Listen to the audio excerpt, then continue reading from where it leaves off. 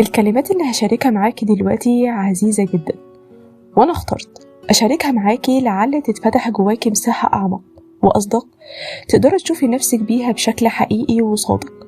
وأول حاجة هشاركها معاكي إنك غالية حتى لو أنت مش مدركة لده، ولأنك غالية ما ينفعش تسمحي لنفسك أولا إنك تاكل أكل رخيص.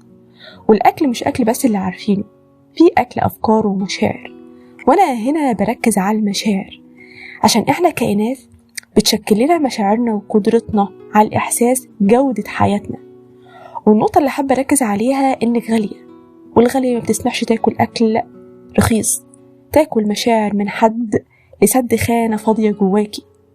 الشخص اللي معجبة بيه أو مهيمن عليكي ولا بيديكي اللي محدش في العالم اداهولك، والحب اللي جالي بعد معاناة عشان يطبطب على الجروح اللي العالم سببهولك، هو ده العوض. حبيب قلبي، العوض في أبهى صورة. كل الكلام ده اللي بتتكلمي بيه نفسك المفروض نكون اتخطناه، لأن في حياة أجمل وأصدق، وحياة يمكن ما تعرفيش بيها.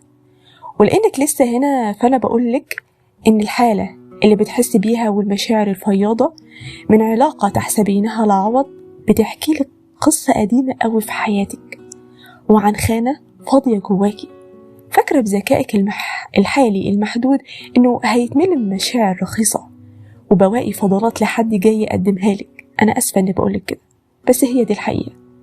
الرخيص اللي سمح لنفسه إنه يبقى كده مش حد تاني. 10 مليون ونص مرة هقولها لك وهفضل أقولها لك، البداية المساحة النفسية اللي فيها بتفتحي مساحات أعمق وأعمق تقدري من خلالها تشوف الصورة اللي عمالة تتكرر في حياتك باستمرار. مساحة تشوفي نفسك متعرية، والأماكن اللي بتحسي فيها بالعار ناحية نفسك، والمساحات اللي بتستخبي منها وبتحاول تخبيها عن عيون الناس عشان خايفة تبان.